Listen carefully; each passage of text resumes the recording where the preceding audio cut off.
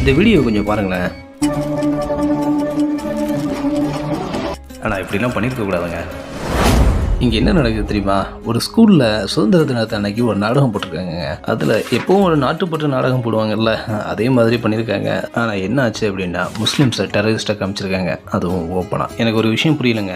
அந்த ஸ்கூலில் கிட்டத்தட்ட 600 ஸ்டூடெண்ட்ஸ் படிக்கிறாங்க. அவங்களோட மனசுலலாம் என்ன பதியும்? இந்த மாதிரி இந்த சமூகத்தினர் இந்த மாதிரி தான் இருப்பாங்க அப்படின்ற மாதிரி தானே. இது அந்த பிஞ்சு மனசு இல்லை மோசமான நஞ்ச வழக்காதா? இதில் இன்னொரு ஆச்சரியமான விஷயம் என்ன தெரியுமாங்க? இந்த வீடியோக்கு கீழே நிறைய கமெண்ட் என்ன சொல்ல தெரியுமா? 100% அக்யூரேட்டாக உங்களுக்குலாம் ஒன்று சொல்லிக்கிறாங்க.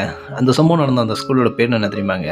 ஏபிஜே அப்துல் கலாம் பிராத்மிக் சாலா. அவரும் ஒரு முஸ்லீம் தான். அப்போ அவரும் ஒரு தீவிரவாதியா என்ன? தயவு செய்து மனிதர்களை அவங்களோட மதத்தின் பேரில் வேறுபடுத்தாதீங்க. நமக்கு கிடைத்த இந்த சுதந்திரம் ஒரு மதத்தினரால நமக்கு வரலங்க. சாதி மதம் இனம் எல்லாத்தையும் கடந்து நம்ம இந்தியர்களா ஒன்றுபடும் போது தாங்க இது கிடைச்சது. இந்திய மக்களே, திரும்பவும் பிரித்தன கொள்கையில சிக்கிக்காதீங்க. பத்திரமா இருங்க. இதை பத்தி உங்க கருத்தை கீழே கமெண்ட் பண்ணுங்க. உங்க சப்போர்ட்டை சப்ஸ்கிரைப் பண்ணி மாத்திருவீங்க. பாய்.